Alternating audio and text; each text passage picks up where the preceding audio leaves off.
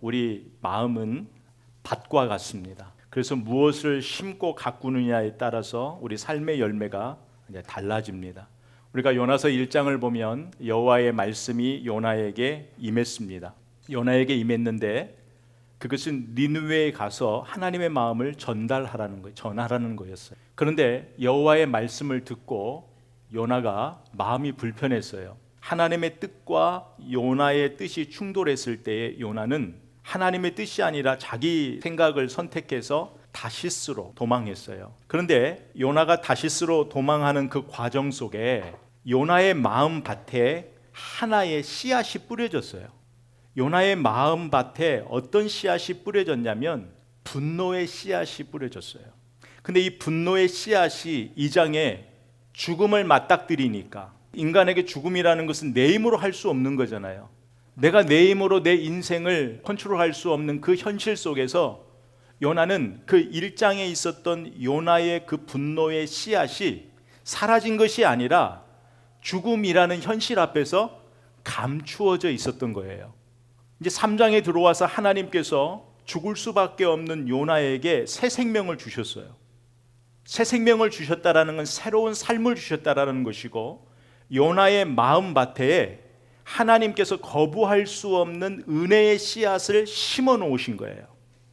이제 요나가 하나님의 말씀에 순종하기 위하여서 니느웨로 향하는 그 도중에 요나가 하나님이 심겨준 그 은혜의 씨앗을 가꾸어야 되는데, 1장에서 내가 심은 그 분노의 씨앗을, 그것이 사라진 것이 아니라 숨겨졌던 그 요나의 분노의 씨앗을 가꾸기를 시작했던 거예요. 순종하는 걸음 속에서 은혜의 씨앗을 가꾼 것이 아니라 분노의 씨앗을 가꾼 거예요.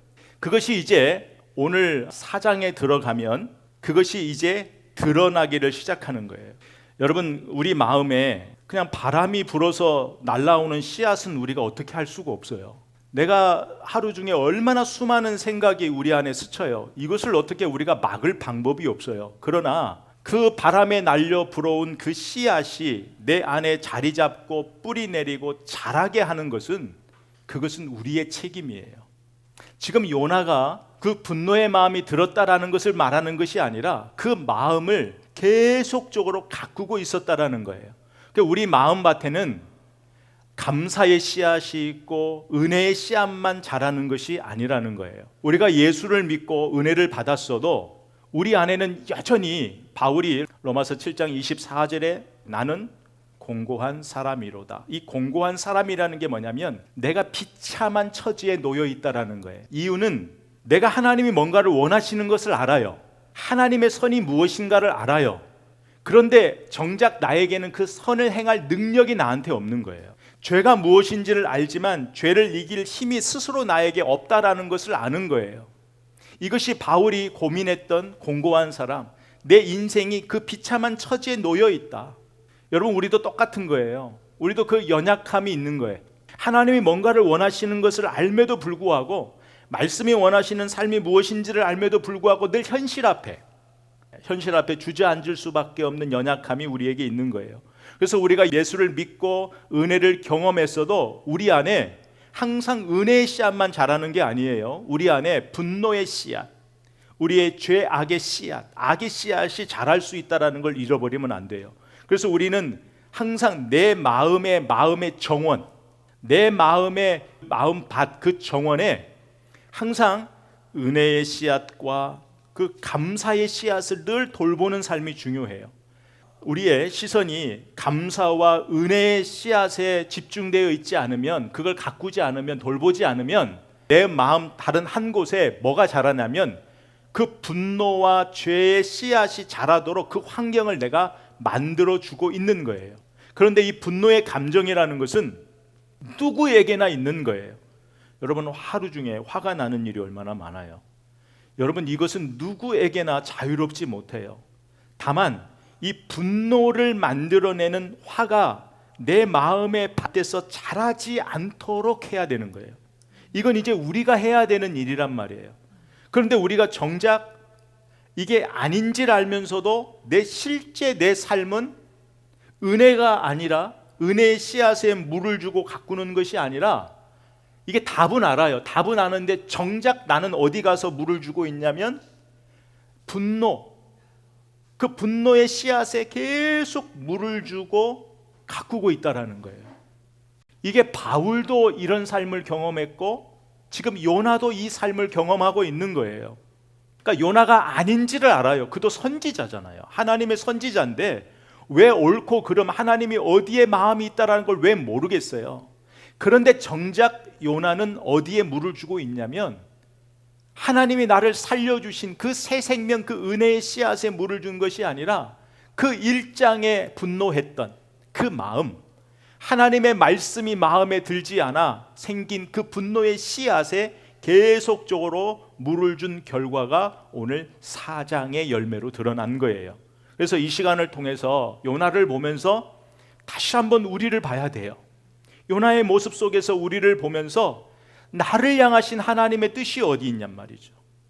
나를 향하신 하나님의 뜻이 어디 있는지 그 뜻을 찾아가는 시간이 되기를 바랍니다. 여러분, 이 분노가 밖으로 표출되기 전에 우리 마음에 보내는 신호가 있어요. 우리 1장의 요나의 삶을 추적해 보면 요나의 마음에 분노의 감정이 자라고 있었잖아요. 이 분노의 감정은요, 사람과의 관계에서만 일어나는 것이 아니에요. 요나의 이 분노의 감정, 이 분노의 씨앗은 하나님과의 관계에서도 지금 자라고 있고요, 요나와 니느웨라는 사람과의 관계에서도 자라고 있는 거예요. 그러니까 요나 안에 지금 자라고 있는 이 분노의 씨앗이 하나님과 니느웨라는 곳에 양쪽에 다 다리를 걸쳐 놓고 있다란 말이죠. 근데 이 성경에 보면 이 분노라는 것이 다 잘못된 것이 아니에요. 하나님도 분노했어요. 여러분, 성경에 보면 하나님이 분노했다라는 말씀이 굉장히 많이 나오는데 제가 몇 구절만 제가 뽑아왔어요. 신명기 9장 19절에 보면 여호와께서 심히 분노하사, 그리고 시편 6편 1절 말씀에 보면 여호와여 주의 분노로 나를 책망하지 마옵시며, 또 7편 11절에 보면 하나님은 의로우신 재판장이시며 매일 분노하시는 하나님이시로다. 또 우리 예수님도 마가복음 3장 5절에 보면 그들의 완악함을 탄식하사 노하심으로, 또 요한복음 2장 15절에 보면 노끈으로 채찍을 만드사 양이나 소를 다 성전에서 내쫓으시고 돈 바꾸는 사람들의 돈을 쏟으시고 상을 엎으시고, 주님도 분노하셨거든요. 그런데 말씀에 보면 이 주님, 하나님이 하신 이 분노에는 다 무엇을 향하고 있냐면 악에 대한 분노예요. 죄에 대한 분노예요. 그런데 하나님의 이 분노는 무엇이 기반이냐면 사랑이 기반이단 말이죠. 사랑을 기반으로 하고 있는데 지금 요나 마음속에서 일어나는 이 분노는 악에 대한 분노도 있지만 뒤에서 한 번 더 볼 거예요. 그러나 왜곡된 생각으로부터 나온 분노란 말이죠. 왜곡된 생각, 요나의 마음에 치밀어 오르는 분노는 왜곡된 마음에서 시작된 분노였어요. 그런데 우리가 생각하면 이 둘의 차이가 굉장히 구별하기가 어려워요. 물론 답은 하나님 말씀이 기준이에요. 그런데 이게 말씀처럼 쉽지가 않아요. 여러분, 요나의 입장에 보면은요, 말씀에 순종하면 되잖아. 아니, 하나님이 말씀했는데, 하나님 선지자인데 하나님 말씀에 순종해야지, 이렇게 쉽게 말할 수가 없다니까요. 여러분, 우리가 한국하고 일본하고 경기하면 받은 것 없어도 그냥 알잖아요, 무슨 마음인지. 한국하고 중국하고 뭔가 경기를 해도 알잖아요, 그냥. 그러니까 요나한테, 그런 우리한테 하나님의 사랑으로 넓게 품어야, 이게 안 된단 말이에요. 여러분, 똑같이 여러분이 지나가는데 사고가 났어요. 한국 사람하고 이 히스패닉하고 사고가 났어요. 우리 손이 어디로 굽냐고요. 이게 생각대로 되지 않는다고요. 말은 하나님의 사랑으로 다 품어야지, 이게 정답이에요. 근데 우리의 마음이 그렇지 않다니까요. 우리의 현실은 그렇지 않단 말이에요. 여러분, 이게 쉽게 말할 수 있는 것이 아니에요. 그래서 우리에게는 뭐가 필요하냐면 기다림이 필요해요. 하나님이 내 마음을 다스려 줄 그 시간이 필요하단 말이에요. 그 기다림. 내 안에서 선이 악을 이길 수 있도록 기다림의 시간이 필요해요. 이것을 위해서 우리가 기도해야 되고 이것을 위해서 하나님 말씀 앞에 머물러야 되는 거예요. 그런데 이 하나님 앞에 머무르는 시간 없이 기다림 없이 바로 우리 생각대로 나가면 사고를 치게 되어 있어요. 여러분, 분노를 우리가 다 불과 같다고 예를 들거든요. 불을 품고 살면 결국은 베이는 것은, 상처 입는 것은 우리 자신이란 말이죠. 그러니까 요나의 분노와 하나님의 분노와 같은 점과 다른 점이 있어요. 같은 점은 뭐냐면 악에 대한 분노예요.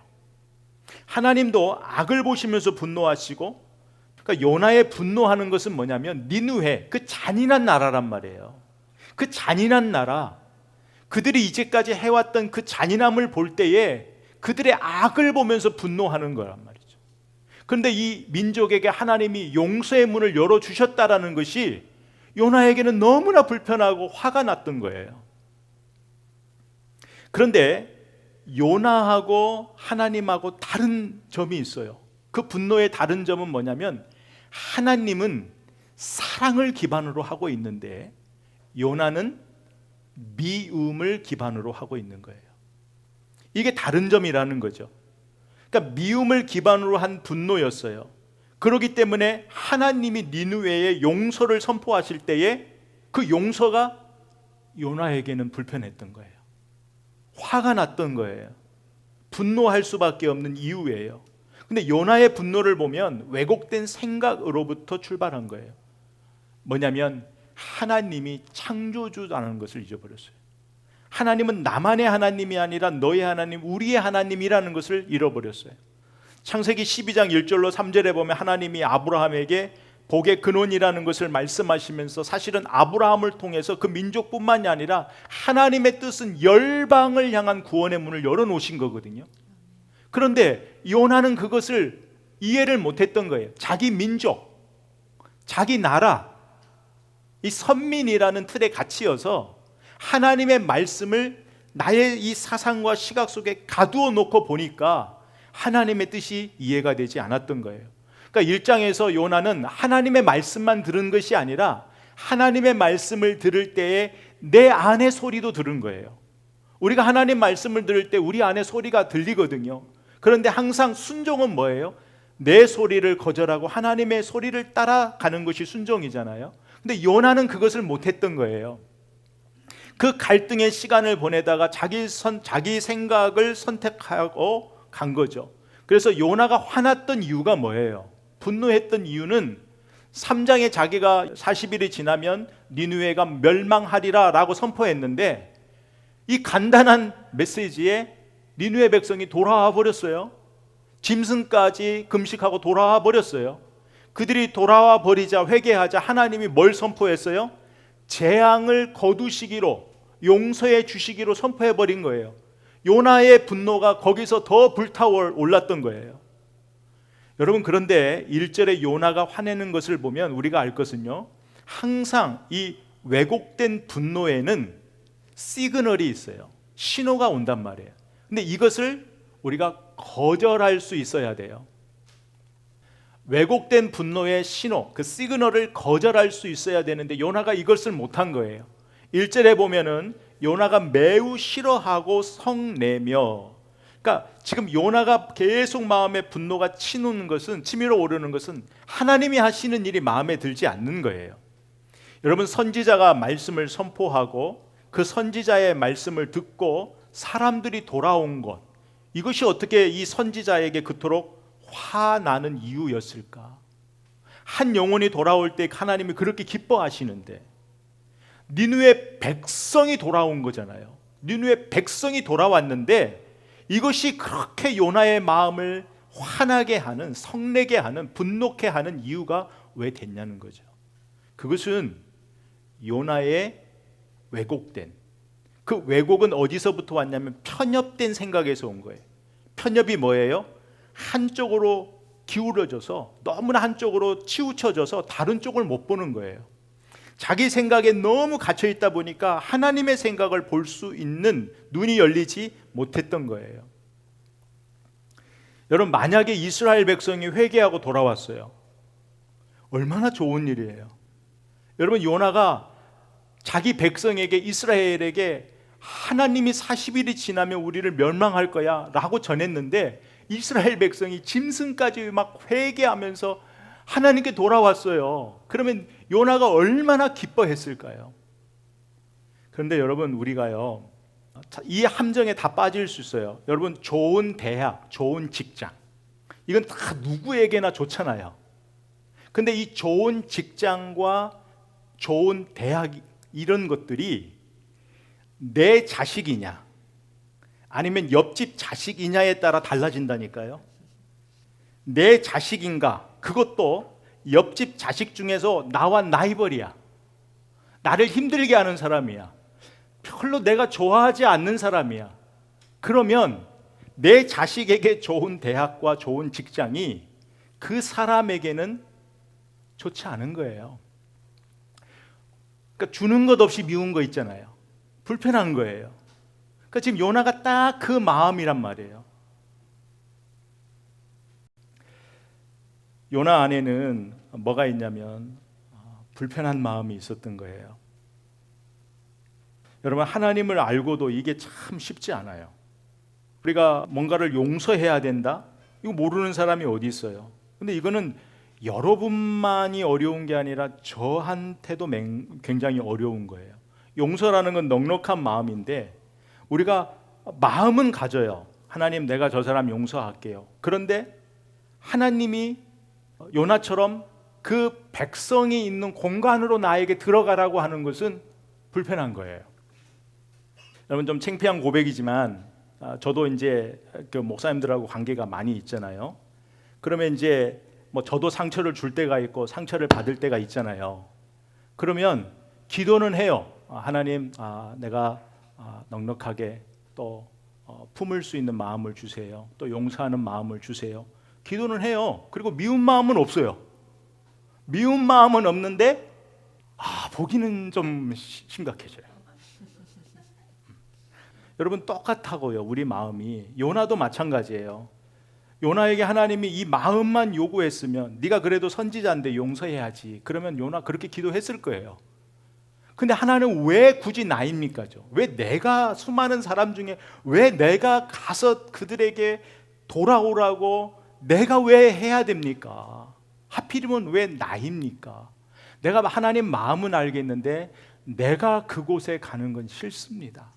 그들을 마주치는 것은 싫습니다 라는 게 요나의 마음이었다라는 거예요.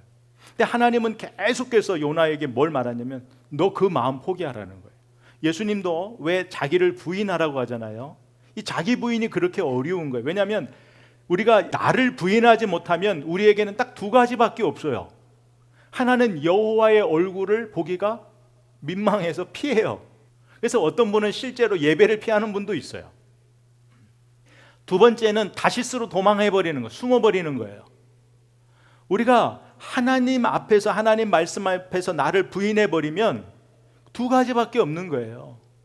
그러니까 저도 다시스로 사실은 숨는 거예요. 말은 그렇게 하지만 하나님의 얼굴은 피하지 않지만 그냥 다시스로 숨어버리는 거죠. 여러분, 왜곡된 분노가 보내는 신호가 있어요. 시그널이요. 그건 내가 뭔가 공격당할 때, 내가 원하는 대로 되지 않을 때, 내 자존심이 상할 때에 우리 안에는 이 분노가 일어나거든요. 근데 그 감정이 미움이라는 거예요. 그러니까 요나가 지금 이 니느웨를 바라보면서 어떤 마음이냐면 미운 거예요. 니느웨가 미운 거예요. 그러니까 니느웨가 미우니까 니느웨는 하나님 앞에 멸망받고 심판받고 하나님의 재앙 가운데 있어야 되는데 그들이 회개하고 돌아왔다라는 것이, 내 미움의 대상이 돌아왔다라는 게 그렇게 싫은 거예요. 요나 안에 충분히 정당성이 있죠. 하나님, 니느웨가 얼마나 악한지 아시잖아요. 여러분, 의분이라 그러죠. 의분이 뭐예요? 불의를 보면서 참지 못하는 그런 분노잖아요. 요나는 충분히 자기의 이 분노가 의분이라고, 정당하다고 이야기를 했어요. 하나님께서 내 기도를 들어주시지 않잖아요. 내가 왜 다시스로 선택할 수밖에 없는 이유를 하나님이 아시잖아요. 내 뜻과 하나님의 뜻이 지금 맞지 않잖아요. 하나님, 충분히 내가 하나님 앞에 그렇게 기도하고 그렇게 하나님 앞에 할 수밖에 없는 내 행동 하나님 아시잖아요. 지금 하나님이 사장에 들어와서 계속 지금 자기의 입장을 토로하는 거예요. 이 1절 하나에.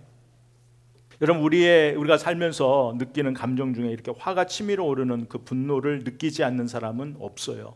근데 대부분 이 분노가 어디에서 느끼냐면 내가 의롭다 생각하고 내가 정직하다라고 생각하는 것에 더 강하게 느껴요. 우리는요. 지금 요나가 그렇단 말이에요. 요나와 니느웨의 관계가. 그런데 지금 하나님은 옳고 그름을 따지는 거 너무 중요해요. 하나님의 공의는 옳고 그름을 따지거든요. 그러니까 옳고 그름을 따지는 것이 너무 중요한데 하나님은 이것보다 더 나아가서 요나에게 뭘 요구하냐면 네가 옳다라는 것 안다. 니느웨 백성이 행한 것 안다. 그런데 하나님은 요나에게 뭘 원하냐면 네 마음의 그 기반이 미움이 아니라 사랑이기를 원하는 거예요. 그 모든 영혼을 품을 수 있는 선지자가 되기를 원하시는 거란 말이에요. 우리도 마찬가지란 말이죠. 우리도 하나님이 알아요. 저 사람과 내 관계에서 저 사람이 잘못한 것 알고 내가 부당한 대우를 받고 있다라는 것을 알아요. 하나님이 모르는 것이 아니란 말이에요. 그럼에도 불구하고 우리 안에 그 미움이라는 그 싹을 틔우지 못하게 하는 이유가 뭐냐면 내가 아무리 옳아도 그 마음을 품고 있으면 내 마음이 악하게 되거든요. 결국은 그 사람과 내가 같게 되는 거예요.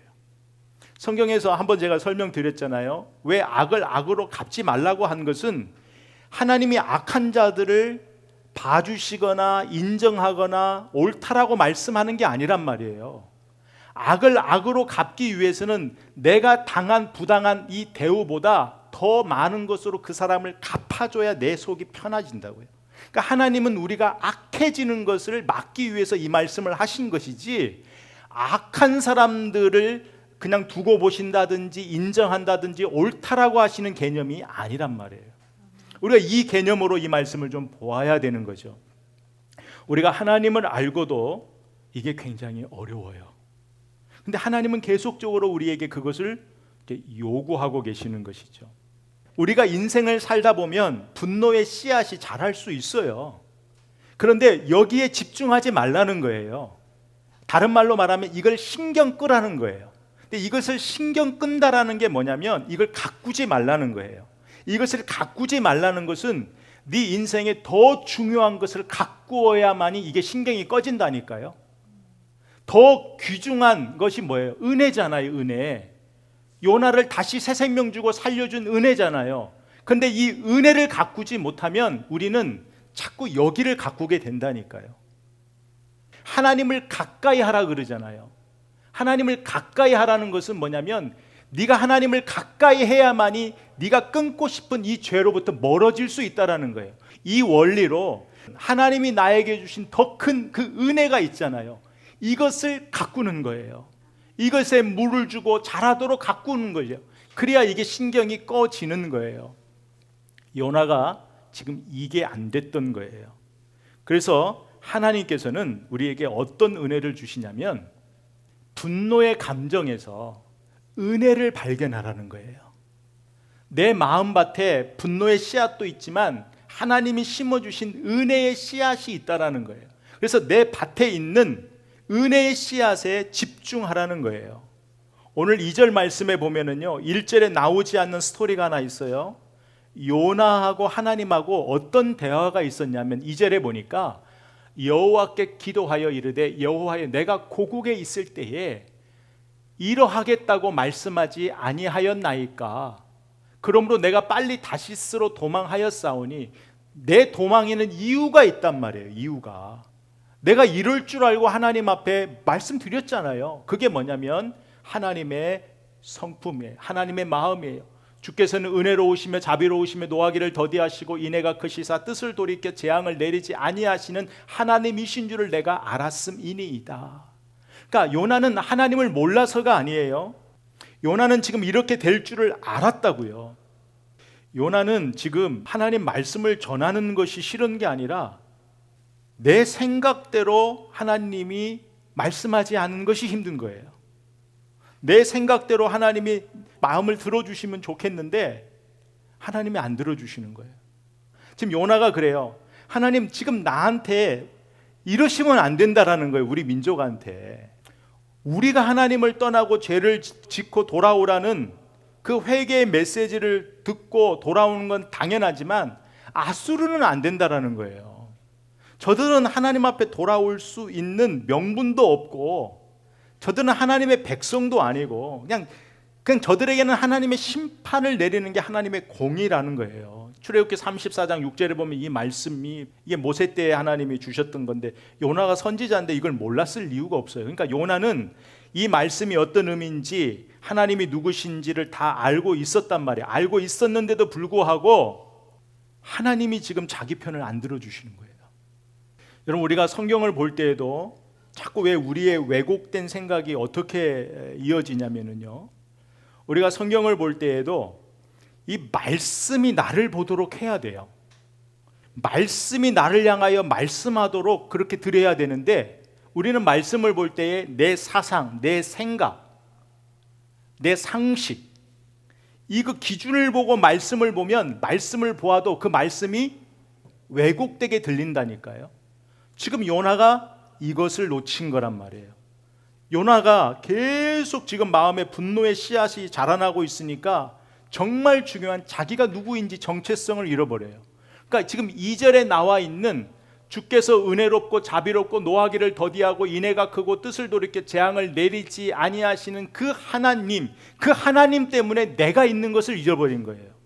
내가 지금 이렇게 산 이유, 내가 이렇게 지금 살 수 있는 이유가 이 하나님이 계셨기 때문에, 용서하시고 은혜롭고 자비로운 노하기를 더디하시는 그 하나님, 사랑과 인애가 많으신 그 하나님, 내 죄를 보고 심판하기 그 뜻을 돌이키신 그 하나님이 지금 나에게 은혜를 주셨기 때문에 내가 지금 이렇게 서 있다라는 것을 요나가 잃어버린 거예요. 잊어버린 거란 말이에요. 요나의 정체성을 잃어버린 거예요. 그러니까 요나의 마음의 시선이 하나님이 아니라, 이 하나님의 말씀이 아니라, 하나님의 마음이 아니라 계속 니느웨를 보고 있으니까 계속적으로 이 부분이 해결이 안 난 거예요. 결국 지금 은혜의 주인공, 하나님의 자비의 주인공, 인애의 주인공, 사랑의 주인공이 다 누구예요? 요나였잖아요. 지금 요나는 1만 달란트라는 탕감을 받았는데 우리가 흔히 아는 100데나리온 빚진 자의 멱살을 잡고 있는 거예요. 그러다 보니까 하나님이 내 죄를 탕감해 주시고 하나님이 나에게 어떤 은혜를 주셨는지는 지금 가마득게 잊고 있는 거란 말이에요. 여러분, 은혜 받은 자가 은혜를 떠나면은요, 요나처럼 사람만 보이고 분노의 씨앗만 계속 자라게 놔두는 거예요. 여러분, 근데요, 분노의 그 씨앗을요, 그 신호를 무시하면은요, 과격해져요, 사람이. 그래서 요나가요, 3절에 보면은요, 여호와여 원하건대 이제 내 생명을 거두어 가소서, 사는 것보다 죽는 것이 내게 나음이니이다 하니. 지금 요나가 하나님께 뭐라고 하냐면, 나를 선택하든지 니느웨를 선택하든지 둘 중 하나만 하라는 거예요, 하나님께. 이제 하나가 남았는데 그 하나는 좀 핵심만 하고 넘어갈게요. 하나는 뭐냐면, 여러분 안에 분노의 감정이 일어날 때에 그것을 감사의 조건으로 바꾸는 게 필요해요. 여러분, 감사는요, 뭐가 전제돼야 되냐면 은혜가 전제돼야 돼요. 은혜가 전제되지 않는 감사는 없어요. 그래서 우리의 삶에 은혜 받은 사실, 하나님으로부터 내가 은혜 받은 사실을 놓치면 감사가 사라지는 거예요. 여러분, 2장 9절에 여기 보면 요나가 뭐라고 그랬어요? 내가 감사하는 목소리로 주께 제사를 드리며 나의 서원을 주께 갚겠나이다. 구원은 여호와께 속하였나이다 하니라. 이 요나의 그 2장 9절에 나와 있는 감사가 찾아볼 수가 없는 거예요. 여러분, 은혜를 잊어버리면 감사가 사라지고 분노의 씨앗만 자랄 수밖에 없는 거예요. 이제 오늘 말씀을 이제 매듭 지을게요. 여러분, 3장으로 끝나면 얼마나 좋아요. 근데 오늘 4장으로 시작되는 걸 보세요. 문제가 또 시작되는 것처럼 보여요. 여러분, 예수를 믿고 그리스도인으로 산다라는 것이 바로 이거단 말이에요. 된 줄로 알았는데. 여러분, 매일 내 연약한 삶을 보는 거예요. 그냥 3장으로 끝나는 것이 아니라 다시 4장으로 시작되는 거예요.